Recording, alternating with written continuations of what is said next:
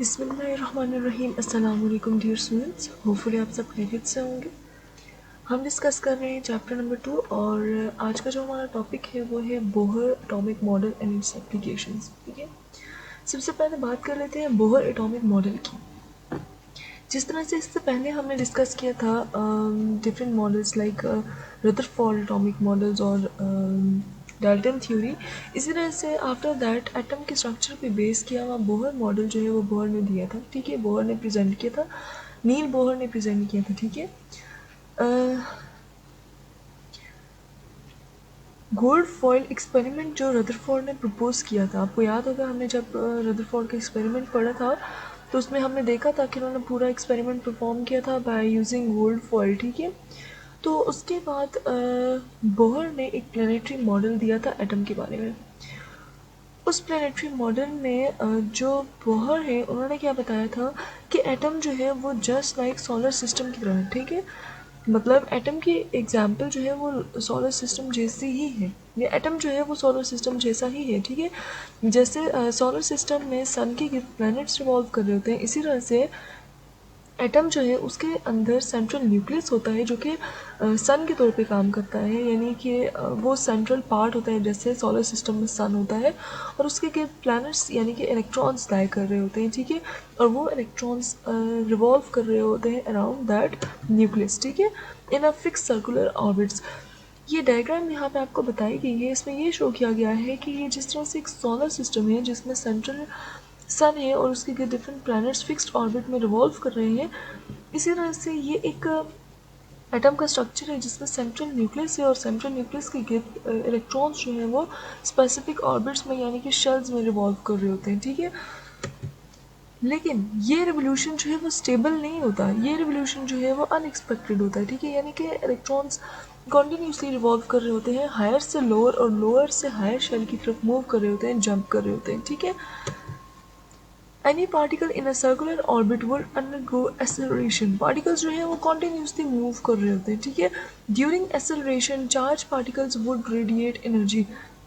जब ये मूवमेंट हो रही होती है ना तो याद रखिएगा दो काम हो रहे होते हैं, यानी कि सबसे पहले मैं आपको बताती चलूँ कि एटम जो है उसके अंदर जो सेंट्रल न्यूक्लियस होता है उसके गिर्द इलेक्ट्रॉन कॉन्टीन्यूसली रिवॉल्व कर रहे होते हैं। ठीक है, इलेक्ट्रॉन्स फिक्स्ड बैठे नहीं होते किसी जगह पे, बल्कि ये कॉन्टीन्यूसली अपने फिक्स्ड ऑर्बिट में मूव कर रहे होते हैं। अब ये मूवमेंट जो है जब हो रही होती है तो उस दौरान इलेक्ट्रॉन्स दो काम करते हैं, एक तो इलेक्ट्रॉन्स रेडिएट करते हैं एनर्जी। ठीक है, energy equals to h mu. ठीक है, एच जो है वो प्लैंक्स कांस्टेंट है और म्यू फ्रीक्वेंसी है। ठीक है, तो याद रखिएगा कि जब कभी भी इलेक्ट्रॉन मूव कर रहे होते हैं शेल्स में तो वो रेडिएट करते हैं एनर्जी।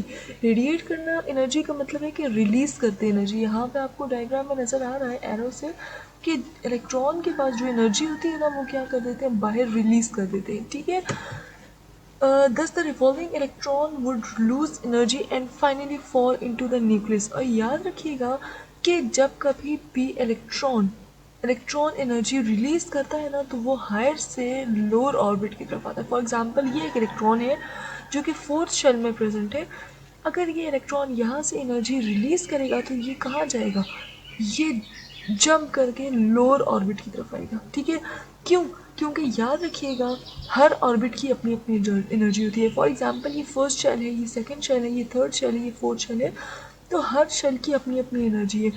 जैसे जैसे शेल्स न्यूक्लियस से डिस्टेंस पे जाएंगे, ये शेल्स न्यूक्लियस से डिस्टेंस पे जाएंगे उतनी ही उनकी एनर्जी ज़्यादा होती जाएगी। फॉर एग्जांपल अब ये जो फर्स्ट शेल है जो न्यूक्लियस के करीब है इसकी एनर्जी कम है, और ये जो लास्ट शेल है जो न्यूक्लियस से दूर है इसकी एनर्जी ज़्यादा है। इसका मतलब है वो इलेक्ट्रॉन्स जो इस शेल में प्रेजेंट होते हैं उनकी एनर्जी ज़्यादा होती है, क्योंकि याद रखिएगा जिस शेल में जो इलेक्ट्रॉन प्रेजेंट होता है उसकी एनर्जी भी इतनी ही होती है। ठीक है, अब फॉर एग्जांपल ये इलेक्ट्रॉन फर्स्ट शेल में, यहाँ पे एक इलेक्ट्रॉन फर्स्ट शेल में प्रेजेंट है, लोअर ऑर्बिट है, लोअर शेल है, तो इसकी एनर्जी भी कम होगी।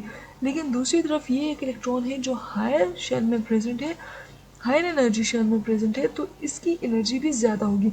अब फॉर एग्जांपल इस इलेक्ट्रॉन ने अपनी एनर्जी रिलीज़ की है बाहर, तो ये कहाँ पे मूव करेगा, इसकी एनर्जी कम हो जाएगी तो ये यहाँ पे नहीं रहेगा, ये फ़ौरन से जंप करके लोअर एनर्जी लेवल की तरफ आ जाएगा। ठीक है, If this were so, the atom should be highly unstable and hence matter would not exist in the form that we know. ठीक है, इसी वजह से एटम जो है वो क्या होता है, हाईली अनस्टेबल होता है और ये अपनी उसी फॉर्म में नहीं रहता बल्कि कंबाइन होता रहता है। ठीक है, क्यों? क्योंकि इसकी कॉन्टीन्यूसली इलेक्ट्रॉन जो है वो जंप कर रहे होते हैं हायर से लोअर और लोअर से हायर की तरफ। ठीक है, अब बोहर थ्योरी के जो मेन पॉइंट्स है क्या है, electrons revolve around the nucleus in a definite energy levels called orbits और shells in an atom without radiating energy. ठीक है, अच्छा याद रखिएगा, नॉर्मली जब एटम प्रेजेंट होता है ना तो उसमें एनर्जी की रेडिएशन और एब्जॉर्प्शन नहीं हो रही होती। आमतौर पर जब एक एटम होता है ना उसके अंदर इलेक्ट्रॉन सिर्फ मूव कर रहा होता है। ठीक है, उधर कोई एनर्जी एब्जॉर्ब और कोई गेन एनर्जी नहीं हो रही होती। ठीक है, लेकिन याद रखिएगा जब आप इसे एनर्जी देंगे, ये जब भी एनर्जी रिलीज करेगा, ठीक है, मतलब जब इसे स्पेसिफिकली इसके अंदर गेन और लॉस ऑफ एनर्जी होगी तो तब जो है वो इलेक्ट्रॉन मूव करेगा हायर से लोअर और लोअर से हायर शेल की तरफ। ठीक है, अब जैसे आपको ये बता दिया कि ये नंबर ऑफ शेल है, फर्स्ट शेल है, ये सेकंड शेल है, ये थर्ड शेल है, तो यहाँ पे रेडिएशन और एब्जॉर्प्शन ऑफ एनर्जी हो रही होती है। अब तीसरी आ जाती है द गेन और loss of energy occurs with in orbits only due to jumping of electrons from one energy level to another energy level। ठीक है, अब याद रखिएगा ये जो एनर्जी की गेन और लॉस हो रही होती है ये किस वजह से हो रही थी कि इलेक्ट्रॉन्स हायर से लोअर और लोअर से हायर एनर्जी लेवल की तरफ जंप कर रहे होते हैं। ठीक है, अब फॉर एग्जांपल मैंने आपको बता दिया कि एक इलेक्ट्रॉन हायर एनर्जी लेवल से जब लोअर की तरफ आएगा तो वो क्या करेगा, रिलीज करेगा एनर्जी, क्योंकि लोअर एनर्जी लेवल की एनर्जी जो होती है वो कम होती है। ठीक है, तो इलेक्ट्रॉन को यहाँ से हायर शेल से लोअर की तरफ मूव करने के लिए एनर्जी रिलीज करनी पड़ती है। लेकिन फॉर एग्जांपल ये जो इलेक्ट्रॉन है जो फर्स्ट शेल में प्रेजेंट है, इसका मतलब इसकी एनर्जी कम है। अगर ये जंप करेगा हायर एनर्जी की तरफ तो ये क्या करेगा, एनर्जी एब्जॉर्ब करेगा। अब जैसे आपको नजर आ रहा है ये एनर्जी है, ये आई है इलेक्ट्रॉन की तरफ, एब्जॉर्ब हुई है। अब इलेक्ट्रॉन जो है वो ज़्यादा एनर्जी पोजेस करेगा। ठीक है, पहले इसकी एनर्जी कम थी, अब इसकी एनर्जी ज़्यादा होगी। आफ्टर एब्जॉर्बिंग एनर्जी इसकी एनर्जी ज़्यादा होगी तो ये जंप कर जाएगा हायर एनर्जी लेवल की तरफ। ठीक है, तो मतलब इलेक्ट्रॉन एनर्जी जब रिलीज करता है तो वो लोअर से हायर से लोअर शेल की तरफ आ जाता है।